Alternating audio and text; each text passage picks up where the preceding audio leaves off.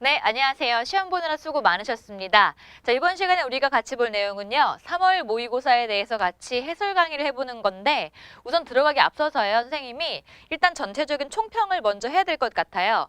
총평 필수적이죠, 그죠? 자, 먼저 우선 예상 등급 컷을 볼게요. 너무 낮아요. 솔직히 말하면 이건 진짜 너무 쉽다고 하는 것과 여러분들이 이 시험에도 불구하고 공부를 정말 안 했다라고 하는 걸 보여주는 부분입니다. 물론 아직은 여러분들이 고3을 이제 시작하는 단계이고 공부를 아직 안 했기 때문에 이런 커트라인이 나올 수 있어요. 원래 3월이 그렇습니다. 자, 그런데 그럼에도 불구하고 많이 심해요. 역대 3월 치고는. 그만큼 문제는 쉬웠는데 여러분이 아직은 준비가 덜 됐다고 하는 걸 보여주는 부분이기도 하죠. 자, 그런데 선생님이 여기서 꼭 해주고 싶은 말이 있습니다. 원래 3월 모의고사 점수를 가지고요. 학교들에서 많이 상담을 하게 되죠. 여러분들도 이제 고3 되게 되면 1번 점수 가지고서 앞으로 이제 계획을 잡을 상담을 하게 될 텐데 되게 3월 점수로 상담을 하다 보니까 여러분들이 3월 성적이 이제 끝까지 간다. 수능 끝까지 가서 바뀌지 않는다. 뭐 이런 생각을 많이 이제 하게 되고 또 그런 말을 듣습니다. 근데 그거는 절대 그렇지가 않아요. 절대 그렇지 않습니다. 3월에 나왔던 점수가 그대로 수능에 나온다라고 하는 건 절대 말도 안 되는 말이고요. 여러분들이 그 중간에 바꿀 수 있는 그 변화 가능성이 상당히 많아요. 선생님 공지사항에 보면은 그렇게 얘기해놨죠. 3월 모의고사 점수가 수능까지 간다고 누가 그래? 이렇게 선생님이 써놨습니다. 근데 정말 너무나 3월에 멘붕을 겪는 친구들이 많아서 선생님이 좀 걱정이 돼서 이제 말을 해준 건데요. 3월 모의고사 점수가 수능까지 간다고 하는 거는 왜 그런 거냐면 대부분 그걸 가지고 상담을 하기 때문에 그래요. 그럼 선생님들이 학교 선생님들이 상담하시면서 이제 아이를 위해서 자기가 보기에도 아이를 위해서 넌 이 정도 대학을 가야 될 것 같아 뭐 이런 식으로 이제 얘기를 해주시잖아요. 그러니까 이런 말 듣다 보니까 더 이거에 대해서 이제 좀 신빙성을 가지게 되면서 또 선생님 말이니까 더 이것 때문에 이제 본인의 사고가 이렇게 집중돼 버리는 거죠. 네, 여러분 바꿀 수 있어요. 여러분이 만약에 성적을 이제 더 올려서 또는 이제 혹시 떨어져서 그럴 수도 있죠, 그죠? 성적 근데 어쨌든 올려서 뭐 6월 평가원 때 더 다른 모습을 보여준다고 한다면 상담 방법은 또 달라지게 돼 있어요. 상담책도 달라지게 돼 있고 그렇기 때문에 지금 이 성적을 가지고서 나의 미래를 결정짓지 마세요. 알겠죠? 선생님의 많은 제자들이 3월 점수가 정말 바닥이었는데 또는 6월 점수가 바닥이었는데 9월에서 수능에서 만점 치는 친구들이 얼마나 많은데요. 그러니까 이런 말을 절대 수능 끝까지 간다. 뭐 3월 점수가 끝까지 간다. 이런 말을 절대 귀담아 듣지 마시기 바랍니다. 아시겠죠? 자, 그러면 일단 등급 컷이 44, 38, 33이에요. 여러분 이건요 정말 치명적인 숫자예요. 왜냐면 수능을 치르잖아요. 수능을 치르게 되면 등급 컷이 이렇게 나와요. 48, 1등급이. 2등급이 한 46, 3등급이 한 34, 미안합니다. 30이 아니고 40, 40 한 2, 난 3, 42나 3, 3 이렇게 이런 정도 나와요. 자, 그렇기 때문에 대부분요. 3점짜리 문제가 어려운 문제잖아요. 3점짜리 하나가 날아가면 바로 2등급 되는 거예요. 자, 모든 사탐은요. 거의 대부분 이렇게 컷이 나온다고 보시면 돼요. 조금 괜찮다 그럼 뭐 45나 42가 나오는 정도. 그래서 보세요, 여러분. 만약에 3점짜리 문제 2개 틀렸다 그러면 등급 컷이 2등 컷이 45라고 하더라도 3등급이 나오게 돼 있어요. 그렇죠? 원래 수능으로 가면 커트라인이 상당히 높아져요. 이것조차 모르고 공부를 시작한다고 하면 아마 여러분들은 시험에서 실패할 가능성이 높습니다. 속상한 이야기지만. 때문에 어떻게 해야 된다? 나 만점 맞겠다는 각오로 공부를 하셔야 돼요. 그렇지 않으면 안 됩니다. 아시겠죠? 자, 그러면 자 이런 식으로 지금 예상 등급 컷이 나왔다. 지금 현재는 이렇지만 이건 아직 공부를 안 했기 때문에 보이는 현상이다. 알겠죠? 절대 그리고 이런 수준의 시험 문제로 수능이 나오지 않는다. 지금 수능은 지금 3월 모의고사는 너무 쉽다. 알겠죠? 자, 그리고 고난도 문항은요. 우리가 이번 해설 강의에서 고난도 문항들을 먼저 다루고 그 다음에 이제 뒤 문제로 갈 건데 자, 고난도 문항이 어떤 데서 나왔는가를 봐야 되겠죠? 일단 전반적으로 문제 번호를 보세요. 되게 문제 번호가 뒷부분에 많이 포진해 있죠. 우리 동아시아사가 1단원부터 6단원까지가 있어요. 쌤이 좀 메모를 해보자면은 자 1, 2, 3, 4, 5, 6단원이 있으면 여기서 동아시아가 총 6단원까지 있거든요.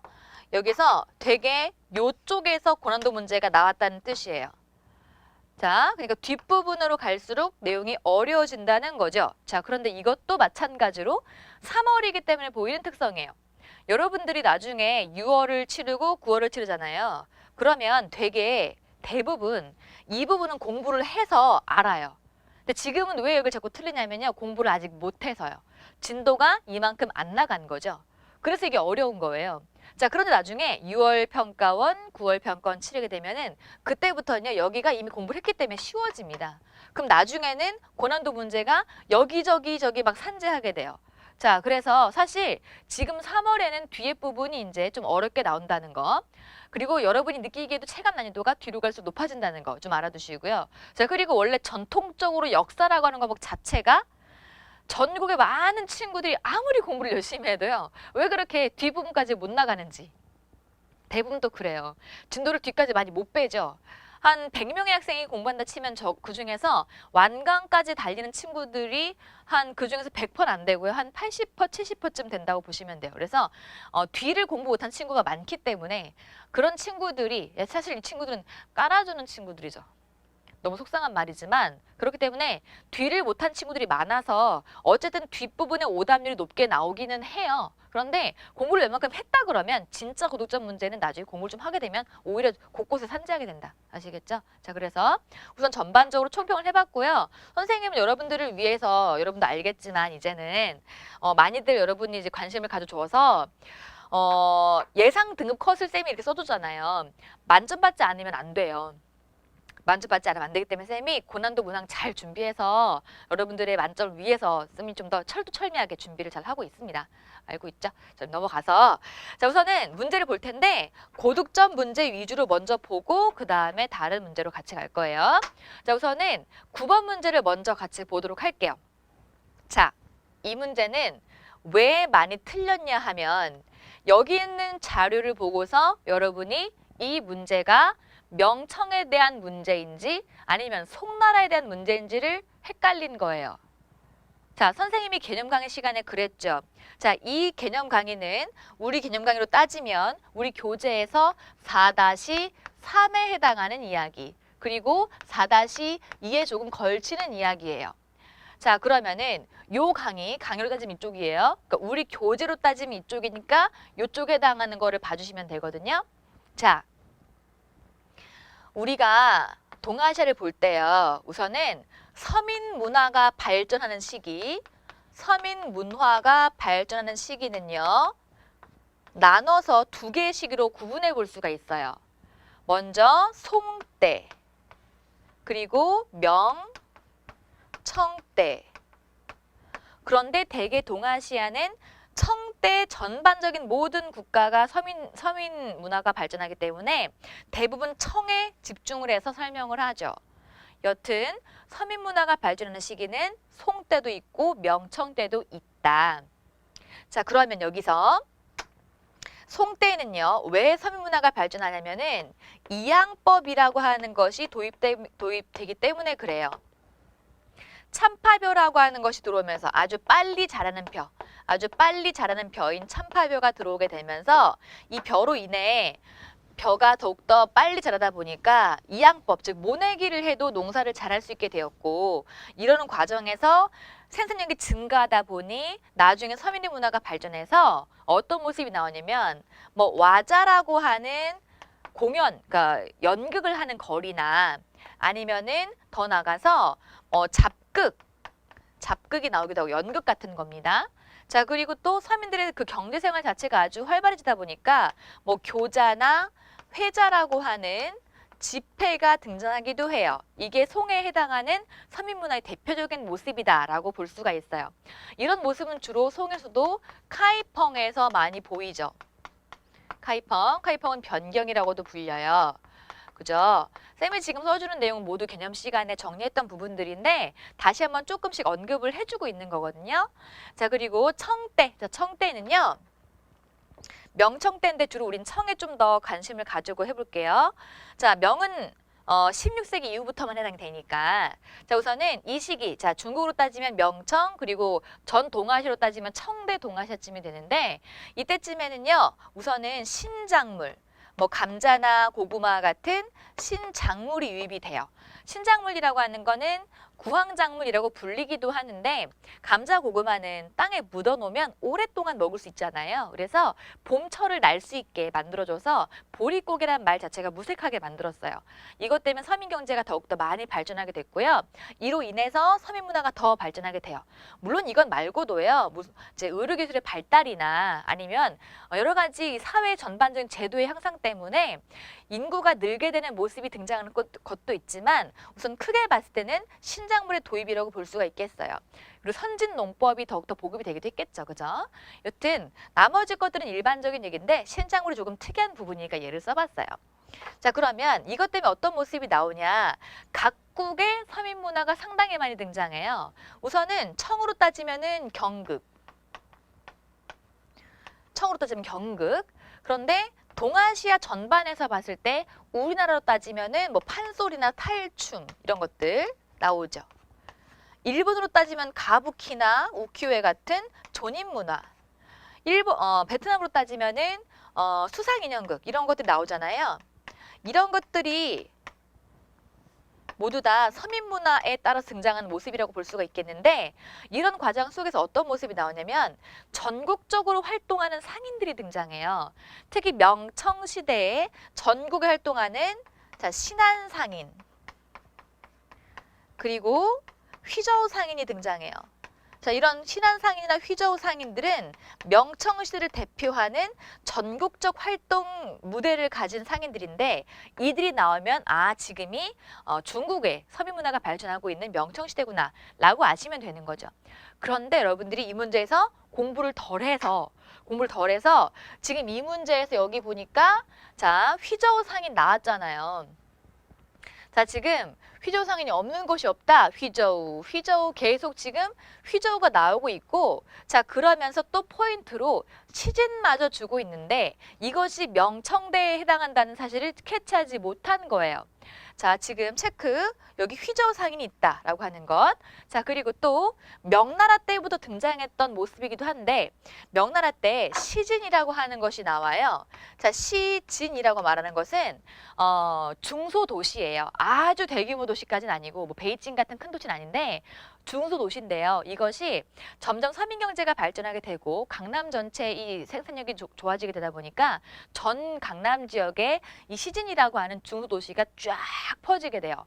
처음에 명 때 처음 등장한 이 시진은 청이 되게 되면서 이 시진의 수가 3배 이상 증가를 하게 됐어요. 자, 그만큼 상당히 이 시진이 많아지게 됐는데 이런 시진이 등장하면 일단 명 때 처음 생겼구나. 청 때는 3배 이상 증가했구나. 는 걸 통해서 시진, 그럼 명청이라고 체크를 하시면 되는 거예요. 자, 그래서 지금 이 문제에서 봤을 때 이 문제 시기는 여긴 전반적으로 명청 시대인데 여러분들이 이 문제에서 송 아니야? 라고 하다 보니까 틀린 거죠. 그렇죠? 자, 그러면 같이 볼게요. 자, 일단 명청인 거 알겠죠? 그죠? 송인지부터 헷갈려 버리면 선택지가 아마 답이 안 나올 거예요. 자, 먼저 볼게요. 이 문제가 어때요? 이 시기, 그러니까 명청 시기의 동아시아 경제 상황이잖아요. 그러면은 같이 보겠습니다.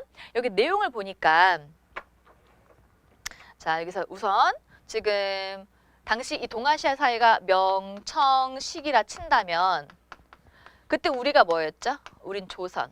그죠? 일본은 당시에 뭐 에도 막부라고 보면 더 편한데 에도 막부 전도 포함되긴 합니다. 그리고 베트남 같은 경우는 여기다 써볼까요? 베트남은 당시에 레 왕조 후기쯤이에요. 그러니까 레 왕조가 레 왕조의 후기를 말하는 거예요. 베트남은 레 왕조가 2개가 있는데 그중에 뒤에 등장한 레 왕조의 후기 파트라고요. 그래서 자, 레 왕조의 후기다. 이렇게 미안합니다. 후기 레 왕조의 후기 파트다라는 건데 여튼 이런 시대가 전반적으로 봤을 때 이 시기 동아시아예요. 그러면 자, 볼게요. 한국에서 목화가 전래되었습니다. 목화 전래는요. 고려 공민왕 때죠. 안 되죠. 철전 은병도 고려시대의 동전과 은병이죠. 이거 고려시대의 화폐죠, 화폐. 철전은 철로 만든 돈이고 은병은 은으로 만든 돈인데 여튼 유통은 전국적 유통은 안 됐어요. 유통된 건 맞는데 전국적 유통은 되지 않았다는 거 조심하시고 여튼 이것도 고려다. 중국 이양법이 시작되었다. 이걸 많이 답으로 골랐어요. 왜요? 뭐로 생각해서? 이 나라가 송인 줄 알았기 때문에. 오케이? 그럼 안 되는 거죠. 자, 그러면은 이게 지금 틀렸어요. 송. 자, 중국은 은으로 세금을 징수했습니다. 그렇죠. 당시 중국에서 명나라 시대는 무슨 법으로? 뭘로? 일조 편법으로 은으로 세금을 거뒀고요. 청때는 지정은제로 세금을 거뒀었죠. 자, 그렇기 때문에 정답은 4번이 되겠어요. 자, 그럼 여기서 쌤, 장원은 뭐예요? 일본 장원이 확대되었습니다 라고 하는 거는요. 자, 적어보세요. 헤이안 시대부터 해서 가마쿠라 때까지 모습인데 장원이 등장하는 모습은 자, 장원이 왜 확산되는지를 먼저 아셔야 됩니다. 자, 여러분들 잘 들으세요. 이 장원에 대한 거는 좀 헷갈리기 때문에 자꾸 까먹거든요. 자, 장원이라고 하는 거는 뭘 말하냐면 넓은 토지를 개인이 가지고 있을 때 장원을 가지고 있다라 그래요. 개인이 넓은 땅을 가지고 있을 때. 자, 그럼 그 장원을 경작할 때는 자기 혼자 경작할 수가 없겠죠. 그럼 누구 시켜야 돼요? 내 밑에 노비들이나 아니면 내 밑에 묶여있는 농민들을 사용을 해야 됩니다. 그렇죠? 자, 그런데 이 장원이 일본에서 왜 확산되기 시작했냐면 일본에서요. 원래 나라 시대에 자, 우리가 일본을 배울 때 천황의 권위가 자, 원래는 야마토 정권이 났다가 야마토 정권 시기에 났다가 나라 시대가 되게 되면 천황의 권위가 높아진다 그랬죠. 이게 천황의 권력 변화라 그랬어요. 해안 시대 떨어진다 그랬어요. 쭉 떨어지고 나중에 정말 천황의 힘이 바닥을 칠 때 바로 막부 시대가 온다 했었잖아요. 그죠? 야마토 정권, 나라 시대, 해안 시대, 그다음에 여기는 막부 정권이 나오는 건데 자, 여기에서 중국의 황제권의 강화를 본받고자 했던 나라 시대. 이 나라 시대에요. 중국이 왜 균전제라고 하는 걸 하잖아요. 그죠? 균전제라고 하는 거는 땅을 골고루 나눠주는 한 남자마다 특정 땅을 딱 정해서 한 남자당 80모의 땅을 나눠주는 그런 제도가 바로 균전제였어요.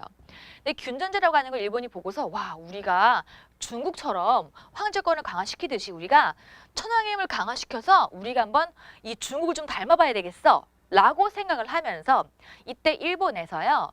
이 중국의 균전제를 본딴 반전수수법이라고 하는 걸 하게 됐어요. 자, 이름을 다 외우지는 않아도 괜찮아요.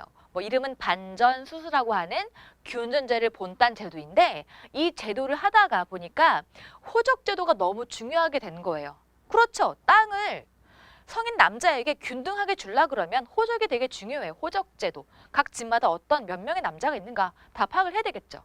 그런데 이 호적제도라고 하는 것이요. 그 과거 시대에는 정리하는 게 아주 어려웠어요. 호적이 그렇게 지금처럼 인터넷이 있는 것도 아니고 잘 안 되다 보니까 결국은 호적제도가 잘 정비가 안 되게 되면서 이 반전수수도 무너지게 돼버려요. 자, 그러면 이제 땅을 균등하게 받았던 제도가 무너지게 되는 거죠. 그렇게 되면서 즉 나라 시대에 했던 그 반전수수법이 무너지게 되면서 그 뒤에 해안 시대가 오게 되고 그 해안 시대에는 이제 땅을 어떤 사람은 많이 가지고 어떤 사람은 조금 가진 그런 모습의 장원이 등장하게 되는 거죠. 자, 이제 이해되셨어요? 자, 장원제도라고 하는 것은 언제 나오는 것이다? 장원제도라고 하는 것은 여기 해안 시대부터 해서 등장하는 것이다. 오케이? 이 부분 기억해 두시면 되겠습니다. 알겠죠? 자, 여러분들이 자꾸 이 선택지가 나오면 질문을 상당히 많이 해요. 물론 선생님이 여러분의 질문에 당연히 잘 답해 주겠지만 바로 궁금증이 많이 쌓이면 공부가 빨리 진척이 안 되니까 다 설명해 드리겠습니다. 자, 넘어갑니다. 자, 그러면 여기는 이제 내용은 우리 교재에 우리 개념 완성 스케치에 있는 판서판 내용인데 쌤이 늘 말하지만 작년 교재와 아주 크게 달라진 부분이 바로 이 판서판이라고 하는 이 이제 판서 자료가 모두 교재에 들어있다는 거죠. 우리 개념책에 들어 있습니다. 개념책 보시면 자, 청대 중국은 청대 우리가 조선시대 후기였고요. 일본은 에도망부였죠. 그렇죠? 그때쯤에 경제가 어떠했는지 세금을 은으로 걷었고 여기 빈칸에 들어가는 게 바로 지정은제가 되겠죠. 그죠? 이런 식의 내용들을 모두 설명하면서 그 당시 경제에 대한 것도 설명을 했었죠. 그죠? 이런 내용을 파악하시면 더욱더 쉬울 것 같습니다. 자, 넘어가서 그 다음 문제 볼게요. 자, 그 다음으로 어려운 문제는 바로 14번 문제였는데요. 14번 문제 보게 되면 둘 다 도시 문제예요. 자, 도시인데 우선 가를 보게 되면 중국의 입장에서는 열강에게 전쟁에서 지게 되면서 개항을 했던 아주 뼈아픈 공간이래요. 자, 근데 우리가 찍을 수 있는 게 대한민국 임시정부가 수립되었다 그랬죠. 그죠? 그럼 여기가 어디예요? 바로 상하이가 될 거예요. 상하이. 그렇죠? 자, 그러면 상하이라고 하는 걸 찾아야 되는데 여기에서 여러분들이 이 문제의 답이 이 문제의 도시가 충칭이라고 아는 경우가 있었어요. 자, 그러면 이것도 구분해줘야 되겠죠? 여러분, 우리 임시정부는요. 임정이라고 쓸게요. 요약해서. 임정이 수립된 시기는 3.1운동 직후인 1919년이에요. 자, 1919년 4월 달에 임정이 나오거든요. 임정이 수립이 된 도시는 바로 상하이예요. 수립이 됐어요. 자, 그런데 나중에 우리 임정이 도망을 쳐요. 왜냐하면 그 사이에 우리나라의 아주 위대한 민족운동가, 자, 아주 위대한 열사시죠. 윤봉길 의사가 폭탄을 일본의 고관 장성에 투척하게 되면서 아주 큰 성과를 냈어요. 일본인들이 상하이의 홍코공원에 있을 때 그때 폭탄을 투척해서 아주 큰 공을 세웠었기 때문에 이 윤봉길 의사의 의거 때문에 일본이 화가 난 거예요. 너무 많은 사람이 죽었기 때문에 이 윤봉길에 의해서. 그것 때문에 임정을 쫓아다니면서 막 잡으려고 하는 거죠. 그러자 우리 임정이 도망을 쳐요. 도망을 칠 때 우리 임정은 중국 국민당 장제스의 정치 집단과 함께 도망을 치거든요. 자, 그래서 이때 자, 충칭 결국은 나중에 도망을 치다가 정착한 곳이 바로 충칭이에요. 그래서 여기는 1940년에 임정이 정착한 곳이다라고 보시면 됩니다. 이 충칭에서 우리나라의 명실상부 한국 부대인 한국 광복군을 창설하게 됐고요. 한국 광복군을 창설하면서 그때 김구 선생님이 여기에서 주석의 자리에 오르시죠. 자, 때문에 이 부분을 기억을 해주셔야 돼요. 자, 충칭과 헷갈리면 안 됩니다. 왜? 임시정부가 수립됐다고 했기 때문에. 그렇죠. 그러면 1번, 2번 둘 다. 자, 일단 1번 둘 다 같이 볼게요. 1번 작은 파리. 작은 파리는 프랑스가 식민지배한 나라가 베트남이잖아요. 베트남의 수도가 하노이인데 그 하노이가 워낙에 프랑스의 수도를 많이 닮아가지고 작은 파리라고 불렸어요. 여기는 어디다? 하노이. 정답은 2번이죠.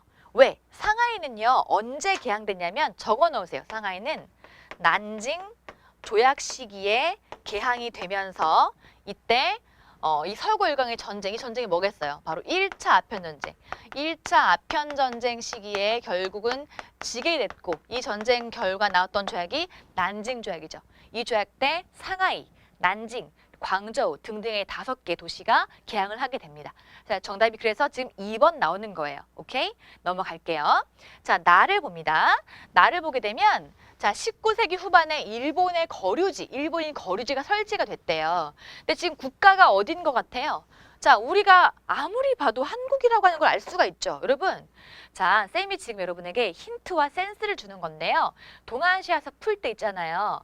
하나만 알고 있으면 이 사실에 꼬리에 꼬리를 물어서 금방 다른 정보를 캐치해낼 수가 있어요. 왜냐하면 동아시아는요. 우리가 한국사는 좀 알기 때문에 우리가 은근히 배경식이 있단 말이에요. 자, 같이 봐요.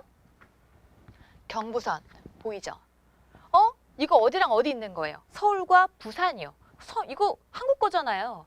그럼 여기 도시가 경부선이 완공되고 그랬으면 당연히 이거는 서울 아니면 부산이에요. 그죠? 근데 여기서 보니까 자, 시모노세키를 오가는 전기 항로가 운영되었다. 바다 근처인가 봐요. 그죠? 아, 그럼 이건 어디겠다? 부산이겠죠. 오케이? 자, 이 부산은요. 우리 강화도 조약 때 열었어요. 부산, 원산, 인천. 그 세 도시는요. 일본의 거류지가 설치가 됐죠. 왜? 일본에게 열었으니까. 오케이? 자, 이거 우리가 웬만큼 한국사를 알기 때문에요. 잘 몰라도 연상하면 금방 답이 나온다. 자, 볼게요. 옳은 것은 그랬는데 이미 답이 나왔기 때문에 다른 건 안 되겠지만 볼게요. 인공섬 대지마가 나왔다. 나가사키. 신보가 창간됐다. 이게 상하이. 그 다음에 전쟁으로 서구 열강에 할양되었다라고 하는 거 아마 이거는 홍콩이나 아니면 그 앞바다에 있는 주릉반도가 되겠죠. 그죠? 그래서 안 됩니다. 정답은 2번 되겠어요. 오케이? 자, 이 문제 되게 어려운 문제인데 이렇게 도시를 특정 지어 묻는 문제가 시험에 나옵니다. 대표적으로 상하이, 부산, 요코하마, 베이징 이런 도시들이에요. 기억해 놓으세요. 알겠죠? 자, 넘어갑니다. 자, 그러면 여기는 우리 교재에 있는 부분인데요. 자, 우리 교재 140페이지 기념안서 스케치에 나와 있는 부분입니다. 보게 되면 이렇게 잘 나오는 도시는 이미 우리 교재 정리가 돼 있죠. 상하이, 요코하마, 부산 이렇게 쭉 나와 있습니다. 아시겠죠? 자, 그러면 이 부분도 받으시고 혹시 우리 수업 들었는데 이 기억 안 납니다. 그러면 교재를 보세요. 같이 교재 보시면 나와 있어요. 넘어갑니다. 자, 15번. 자, 지금 여기는 신의 혁명을 보여주는 거예요. 자, 그런데 여기서 선생의 임시 대총통 취임을 축하한대요. 자, 뭐라고요? 임시 대총통 취임이라고 돼 있어요. 누구? 순원의 임시 대총통. 자, 여러분, 우리가 신의 혁명 때 어떤 나라가 나오죠? 중화민국이 나오죠. 자, 신의 혁명 때문에 중화민국이 나오는데 이 중화민국의 임시 대총통은 순원이었으나 나중에 이 임시 대총통 순원이 위안스카이와 같이 딜을 해서 뭐 나름의 이제 좀 협상을 한 거죠. 이걸 통해서 임시 대총통이었던 순원이 자기 자리를 포기하고 대총통 자리를 위안스카이에게 주게 되면서 청정부를 몰락시킵니다. 이러면서 중화민국이 나오죠.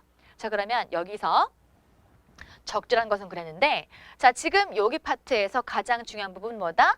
신혁명 때문에 임시대총통이 되는 거죠. 그죠? 정답은 1번이에요. 1번. 자, 근데 우리가 이 부분은요. 사건이 너무 중요해서 좀 봐두고 가야 됩니다. 모르면 안 되죠. 그죠? 왜냐면 신혁명을 통해서 이 동아시아 최초의 공화정이 나왔어요. 자, 그러면 정답은 이미 나왔는데 자, 우리 교재 보게 되면 우리 교재 지금 판서 한 판이 있는데 판서 스케치라고 이번에 이제 명명했는데 여러분들 자꾸 빵꾸뽕이라고 불러가지고 빈칸이 있다고 빵꾸뽕이라고.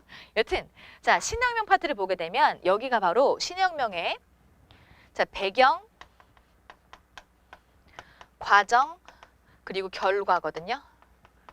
자, 신혁명은요. 우선 삼민주의를 강조했던 순원의 서상에 따라서 삼민주의를 강조한 순원의 서상에 따라서 이 순원이 미리 이 중화민국의 형태를 좀 잡아놨었죠. 공화정으로서. 자, 그런데 중화민국이 성립이 되면서 임시대총통 순원이 앉았는데 이 순원에 대해서 누가 위안스카이가 이제 제의를 해온 거예요. 이 중화민국이란 나라하고 이 마지막 남은 청정부하고 싸웠을 때 이 청정부가 아주 어마어마한 군대를 가지고 있다. 나는 청나라의 장군인데 나 위안스카이가 이 나라의 대총통이 되고 대신에 청나라가 망하는 걸 내가 이제 도와주겠다. 라고 하니까 이거에서 이제 순원이 결국은 이제 승복을 하죠. 왜냐면 이 중화민국에서 이제 끌고 왔던 부대들은 위안스카이의 정예 부대를 뚫기에는 너무 힘들었기 때문에 어쨌든 이 위안스카이에게 총통 자리를 주고 청정부를 몰락시키는 것으로 해서 결론을 짓게 된 것이 바로 이 신혁명의 과정이죠. 과정과 결과입니다. 자, 그러면 이게 지금 우리 교재 나와 있는 부분이니까 원래 이렇게 수업할 때 이렇게 수업했던 거 기억나시죠? 그죠? 자, 기억하시고 넘어가도록 하겠습니다. 자, 그 다음 문제 16번입니다. 자, 이 문제는요. 정화에 대한 문제예요. 자, 여러분 이 문제는 나중에 수능으로 나오면 되게 쉬워지는 문제예요. 왜냐면 정화는 시험에 상당히 자주 나오는데 정화는요. 영락제라고 하는 여기 영락제라고 한 사람의 명을 받아서 대규모로 이제 선단을 이끌고 상했던 사람이거든요. 근데 문제가 어느 특정 인물을 묻는 게 아니라 왕조를 묻는 것이기 때문에 아, 이거는 명나라구나 라고 해서 고르시면 되는 문제였어요. 자, 그런데 이 문제를 풀 때 여러분들이 아직 여기가 학습이 덜 돼서 많이 틀린 거예요. 자, 봅니다. 학습하면 되게 쉬워요. 자, 지금 이 명나라 자체를 묻는 거잖아요. 그죠? 현장은 당나라 사람이고 북학파 실학자. 자, 우리나라의 북학파 실학자겠죠? 여긴 조선이잖아요. 조선. 조선시대 후기고. 그럼 안 되죠. 그죠?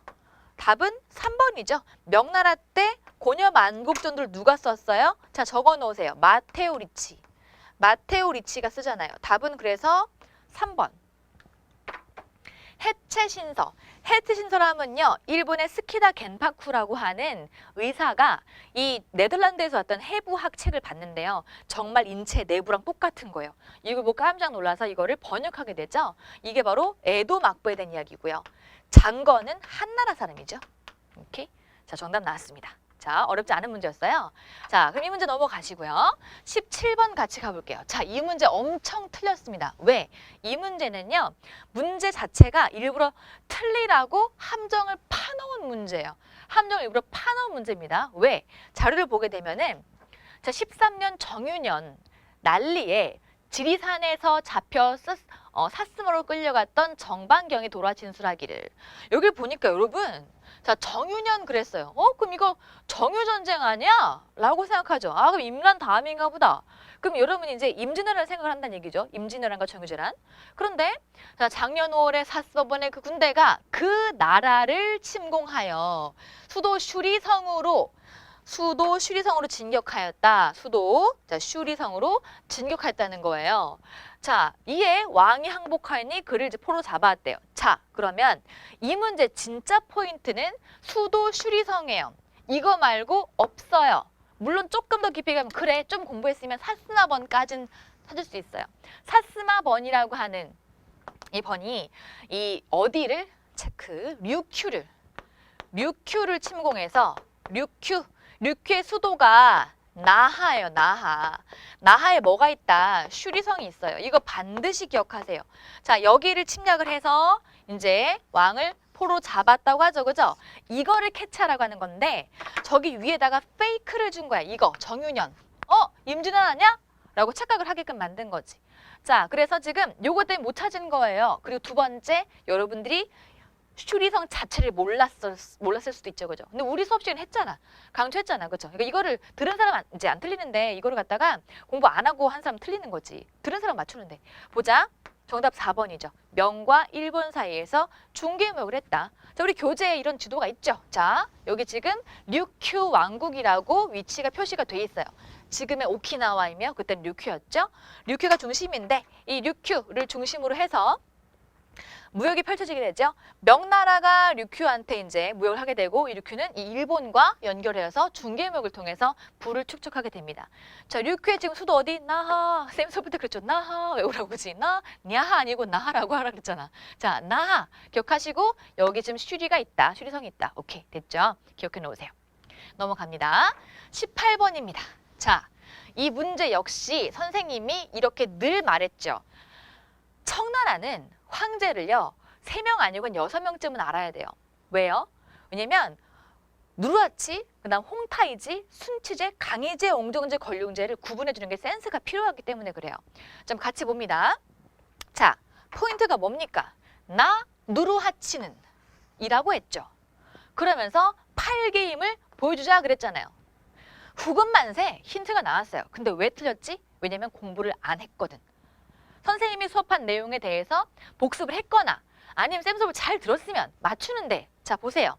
정답은 단데 왜 임진전쟁과 정유전쟁 차이냐 하면은, 자, 우리 교재 이렇게 나와 있잖아. 자, 청황제 6명은 알아야 된다 그랬지, 그지? 청황제가 개별적으로 시험에 나오진 않아. 그런데 청나라 황제의 그 흐름을 파악을 해야 문제를 푼다고. 왜? 동아시아사잖아. 동아시아사는 어쨌든 간에 황제를 알고 그 황제 업적을 통해 파악해 좀 더 쉬워. 자, 같이 볼게. 자, 누르하치 볼게요. 누르하치는요, 후금을 건국을 했죠. 아까 방금 뭐라 그랬어요? 나 누르하치는 하면서 후금 건국한 후금 만세 그랬잖아. 자, 그럼 볼게. 누르하치는 팔기제를 정비했지.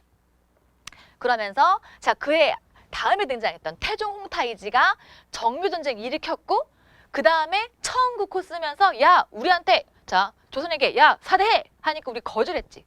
뭐 당했어? 평전원 당했잖아. 그럼 지금 시험 문제 포인트가 어디야? 누구야? 지금 누르하치가 나왔잖아.